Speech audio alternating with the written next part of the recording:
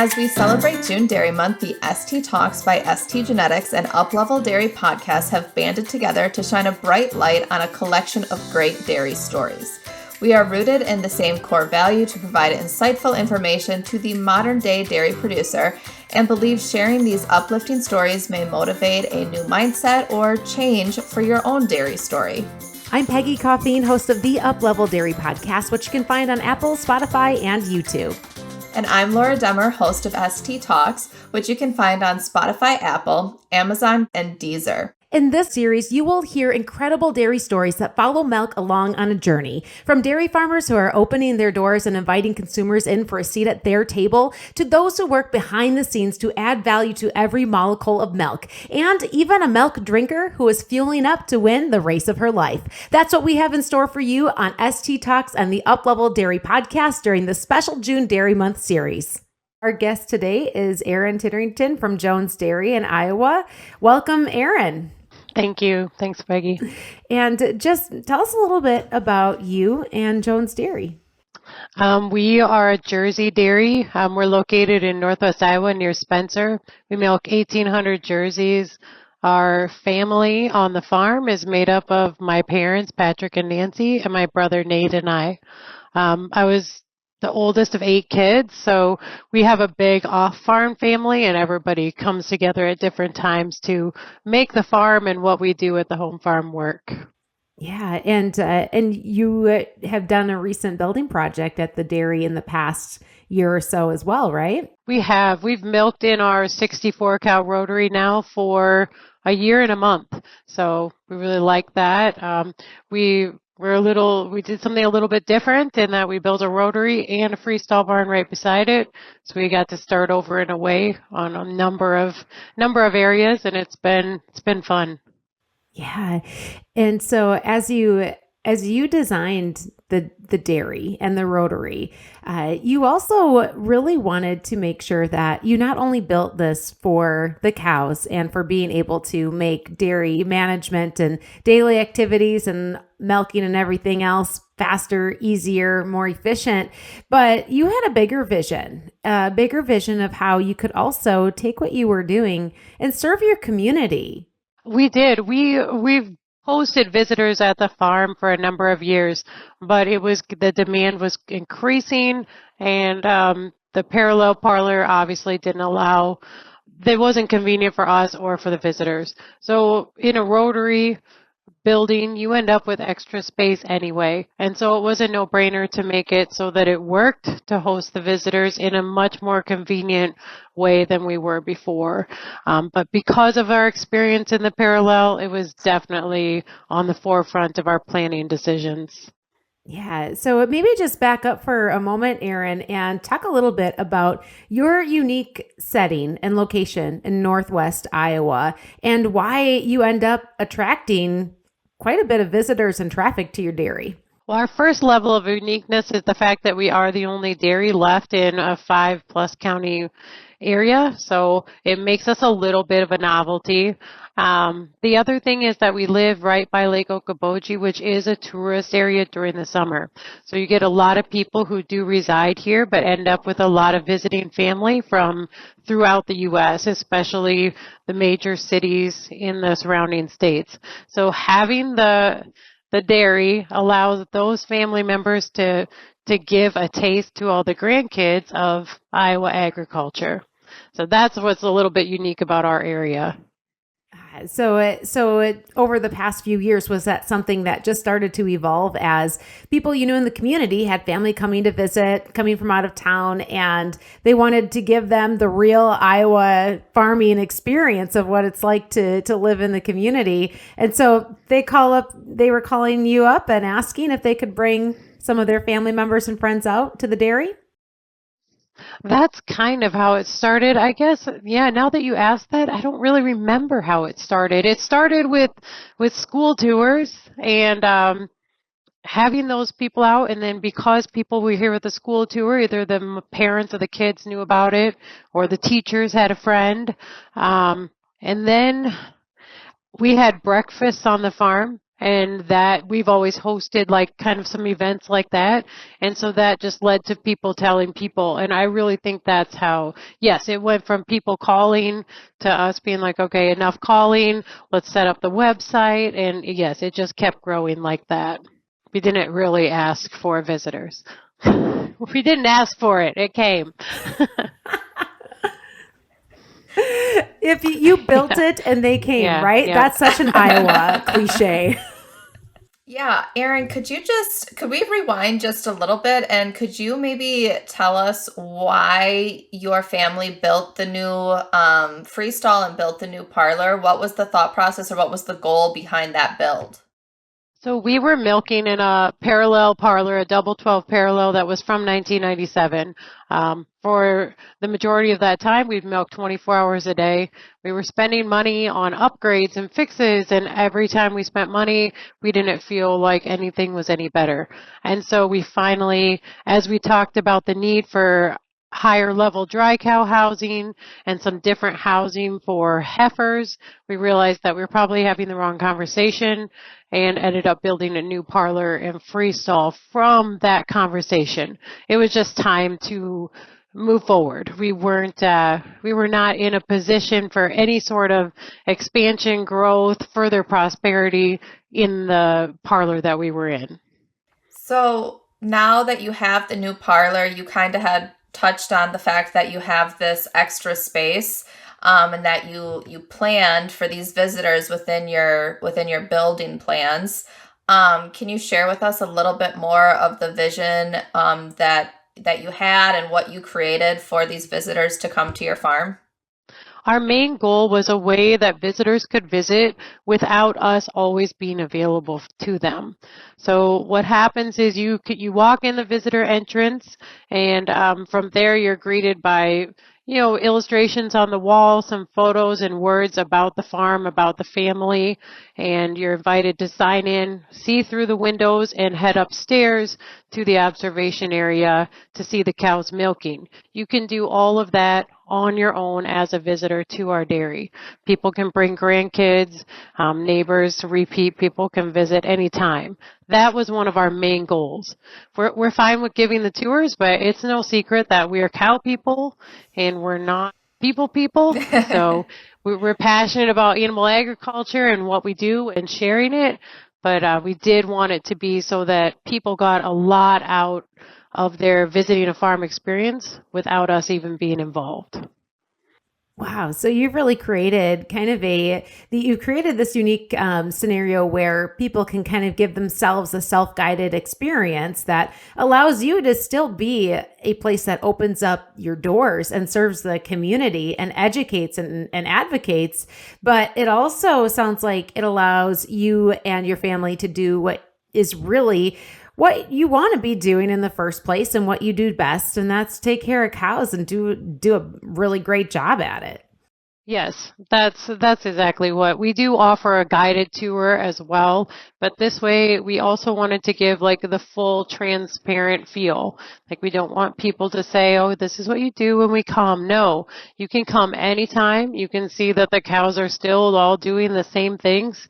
They're still clean. The people are still doing all their same things. They are able to see past the parlor where Daniel's breeding cows or any other work is being done, so they can get the full picture of how it's working when they come. Yeah. So how do you manage this, Erin? Do people have to reserve a spot? Do they have to check in online? And or is it kind of a self-serve thing where you have hours that the doors are open and they can come as they please? Like, how have you taken this and made it a manageable, or should I say self-managing system that allows you to serve, but also allows you to not spend all day doing it? So we do have visitor hours online, and basically that says you can come anytime between the hours of 7 o'clock in the morning and 6 o'clock at night, or 7 o'clock at night. I'm not even sure what. Visit the cows, sign in. It's an open door policy. We're around. There are, full disclosure, there's obviously some cameras, and that's one way to visit the dairy. The other way is to go online and sign up for a guided tour. with a guided tour. Then you meet with one of us family members or one of the main people involved in our dairy, and you're given like a step-by-step tour, and you can see more than the cows milking. We head out to the freestall barn. We pet a baby calf, feed a calf, give the cows some of their much needed attention, and talk about the feed and nutrition and cropping, all of those things that go into a dairy farm. And then we also will hand milk a cow for the groups that applies to. So there's two ways that people visit our farm. And we have everything from school tours. We have 500 plus school students, like pre-K through third grade. We have a big extension. We partner with extension on a couple things where we have fifth graders out for 3 days in a row for more of a little bit leveled up learning. We'll have senior citizen groups that are traveling through the area, and we have families like we talked about before. So the tours are maybe all a little bit different to kind of cater to what group is visiting, but they're all pretty similar in that those are the main ideas we're getting across, like the clean cows and cow comfort and family farm. Yeah. Do you feel like this addition to your business with these tours has changed any of your day-to-day responsibilities on the farm? Or do you feel like you're still operating how you did before in a more transparent way?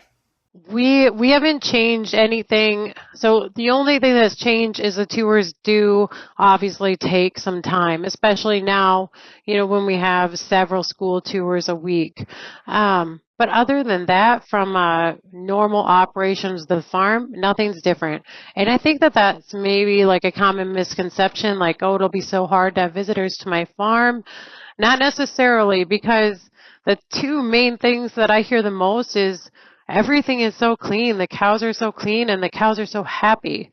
Well, I'm not very good at speaking, and they didn't need me to open my mouth for them to see that. We just needed an open door and big windows, and people gleaned that themselves. So that would be, that's probably the biggest thing. The biggest improvement of what we have now is that we can illustrate that picture without doing anything. And no, all the guys do their same thing. Everybody is used to people visiting, and the cows too. Wow, Erin, what you just said had so much power within it. And when you think about really what you've done is create the opportunity for an experience. It reminds me of the quote that says, "People don't remember what you say, but they remember how you made them feel." And as you said, it's sometimes less about what you say, but more about the opportunity to create that experience and create that feeling for the visitor. And they take that away with them. And so, with that thought in mind, what do you hope is the feeling and experience that every person who comes to your dairy walks out that door with? Oh yeah, and that is exactly it, Peggy. We just hope that they walk away feeling positive. Like, we are passionate about animal agriculture, and we hope that something speaks to them so that their experience was positive. Whatever reason, whatever that was, like, they leave with positivity, and if they would just share that positivity about the experience with one person, then we feel like we've done some good. And I can only imagine the ripples that you're creating in your community. But then, as you said, a lot of the people that come to visit the dairy are just stopping by. So they're taking that experience and multiplying it probably across the country and around the world, because you did exactly that. You provided the window for them to see and the opportunity for them to step in the door. Laura, did you want to dig in here too? Yeah.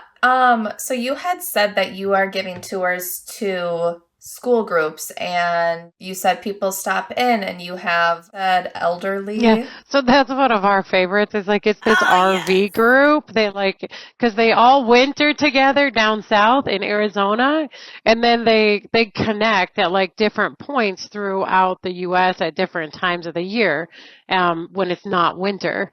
And so, yeah, we're like one of those meeting points, which is kind of cool because but my dad, he texts me, he's like, you're going to have to come help. There's a lot of questions. He's like, the average age is 85. Like, so it is very fun. And that's a perfect example of like a group where, yes, it's taking your time, but it's very fun and interesting. And I learn a lot from those people too, because you get very diverse backgrounds and people that have grown up in the city and people who grew up on farms of all sorts. So very interesting visiting with our visitors.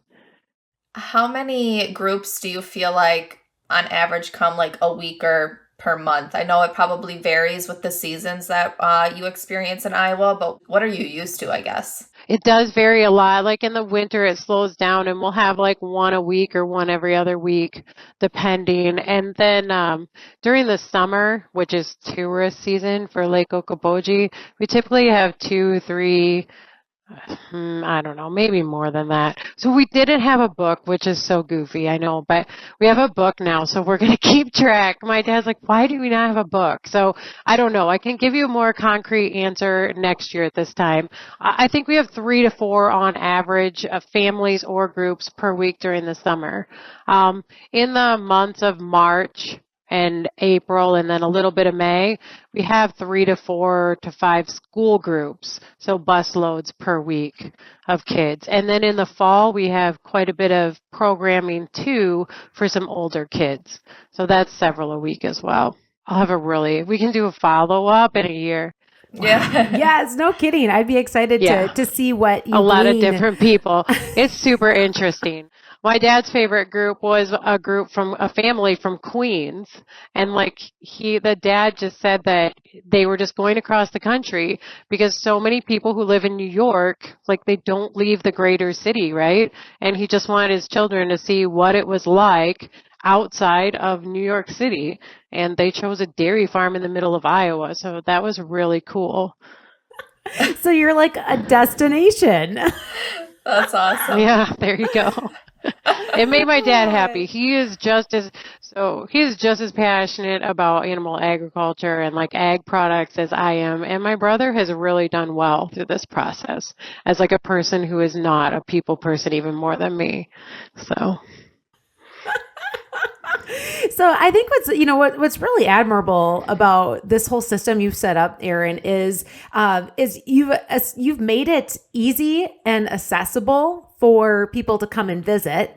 But you've also created a system that doesn't totally interfere with your daily work on the dairy. And I think there's a lot of things that other dairy producers can take from what you've created here, so that you can do both, right? Like you've created this setup where people can still get what you want them to get out of coming to the dairy, but yet you don't have to have your hands on every step of every visit. And that essentially allows you to serve more people at a higher level because of this extra planning that you've done. And so, one thing I'm curious about too is, do you promote the tours? Like, do you kind of actively seek that out, or do you kind of just more take a hands-off approach and say, people will find us, and I'm guessing you get a lot of referrals and, as you said, repeat visitors. But how heavily do you market what you do? And how do you kind of strike the balance for your capacity to handle that? So right now we haven't done any marketing. My sister Haley has a Facebook page, and I think that she puts some things on there about visitors, and I know that there's plenty of followers on there that are seeing what goes on at the farm, and that's how they can link to the website. Other than that, we don't do any advertisement. We just weren't quite ready. We need some more resources to just level up the visitor center a little bit more. So we would like to do that. And then possibly before next summer, we would put ourselves in the Okoboji magazine, have an intern, maybe geared toward the visitor portion of it. But right now we've been focusing on farming, and, we're a year into the carousel and everything's been wonderful, but it's still all that's a learning experience. So, and learning about the visitor process too, and maybe what speaks to visitors, so that when we have more, our focus is in the right area.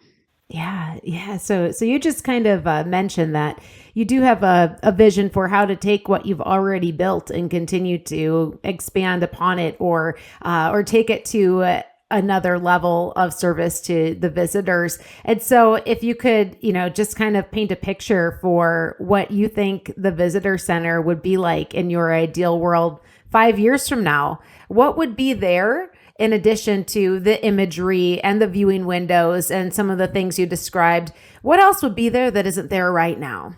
Well, I think that just some more hands-on activities for the kids to like touch and feel. So when grandparents come with their sons or daughters or family, and then the grandkids, they would like to talk and watch the cows. And so there's a lot of opportunity there for kids to have a lot of hands-on and really learn some things, like you say, by feeling, and that's how they remember. So just some of those type of children's museum areas, not a lot, just a little.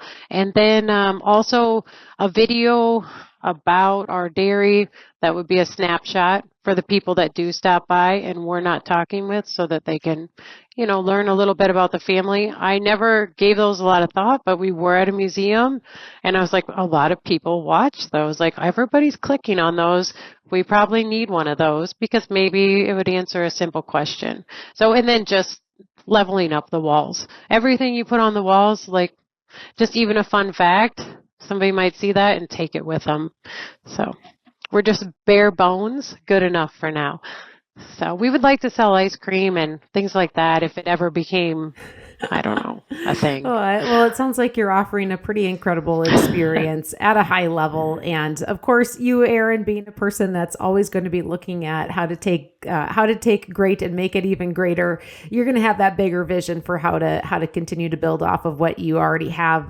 But what you have and what you're doing, it's incredible. It's inspiring. And I think there's a lot that the rest of us can glean from the way that you've approached being an advocate for dairy, and also doing it in such a way that it meets you where you're at as a manager, and as owners of the dairy, and also not taking over your life and turning into an agritourism center, but really just coming from a heart of serving. And so for other dairy producers out there that know that being more present, being more transparent, and opening up their doors to do something, maybe they know they should, but it's hard, right? Like, it's hard. You open yourself up to sometimes, some risk as well. What's the advice you would give to others that know that it's just something that it's worth worth their time to look into a little bit harder? So for us right now, we're fortunate in that our risk is minimized. We live in a place where like we're secluded, we're rural. Even though the people who are coming to the dairy, we've had some people from like, I know Boulder, Colorado. I had a really tough group and they were really, they were unsure about what we were doing and how it worked with their values, but they were still visiting their parents who had roots here. So you still have like good people who have rural roots, and that just makes a little bit of difference in like trusting the people that are coming to our farm. I know there's people in other areas where they can't have an open door policy. That would be a disaster. So we're fortunate, first of all, to still be able to have that.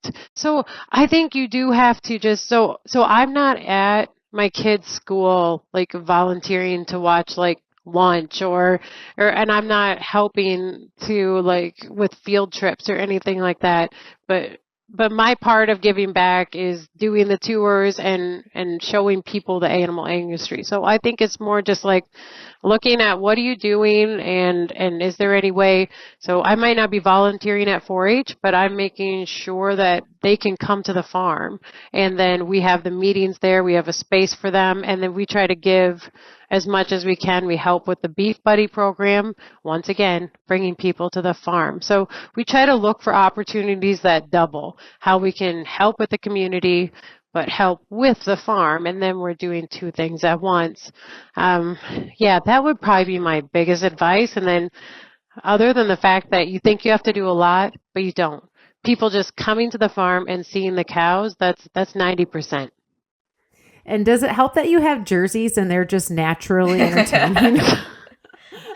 I don't know. Like, I feel like some, I don't know, but they are overly entertaining. Yes. Tongues and, like you can see them flock to the bunk as soon as like the visitor door opens to that feed alley. Like they are coming.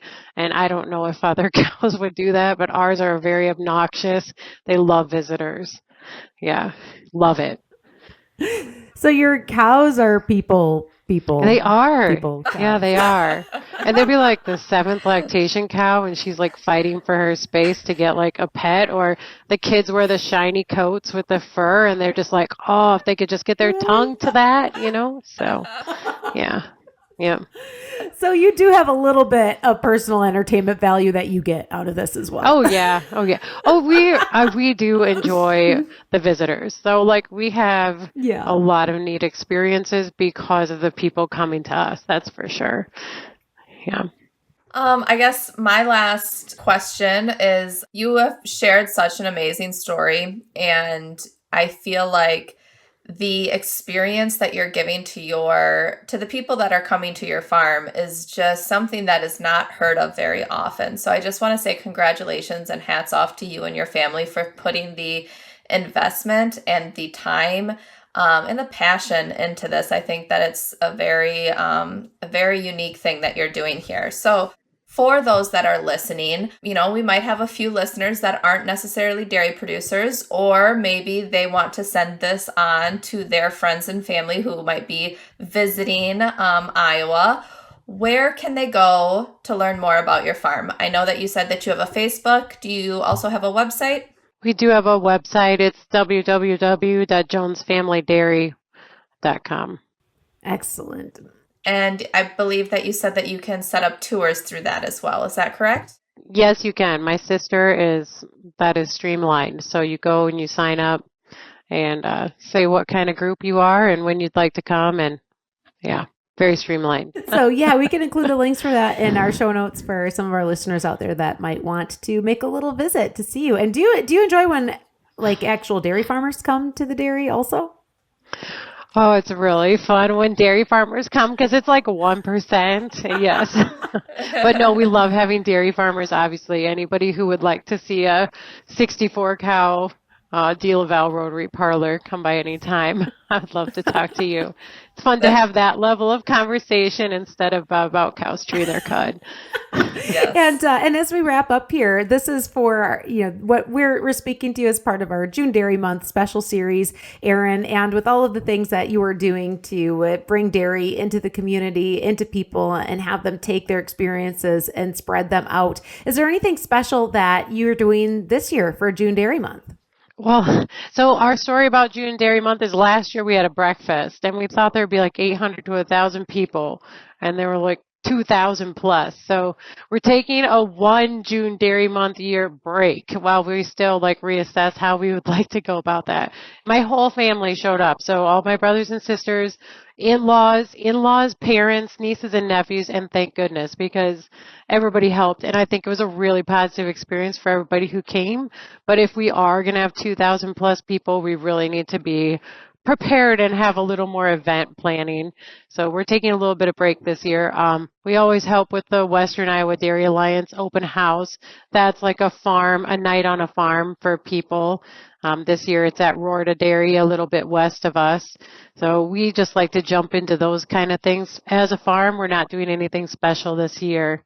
So, yeah. Well, it sounds like you have a well-earned 1-year hiatus from hosting 2,000 people in one day. And perhaps this is where someone out there listening that might be a potential summer intern for you for next year can come exactly. and assist with some of that planning as well. So again, we'll have the contact for Jones Family Dairy in our show notes. And if somebody out there is looking at this as an opportunity to maybe come and assist you with the great things that you're doing to take June Dairy Month and make it even more, and the great efforts that you make every single day to serve the dairy community and far beyond, then this is a fantastic opportunity for that as well. So thanks for jumping on. Okay, thank you. Nice to meet you, Laura. Thank you, Erin. It was nice meeting you. And if you like what you've heard today and want more of it in your ear every week, please take a minute to follow Up Level Dairy Podcast on Apple, Spotify, and YouTube. And ST Talks on Spotify, Apple, Amazon, and Deezer. Or you can learn more about ST Genetics by visiting our website at stgen.com. Thank you so much for joining us as we celebrate June Dairy Month. ST Talks and Up Level Dairy Podcast are proud to bring you these incredible dairy stories and hope you join us for the next one launching tomorrow.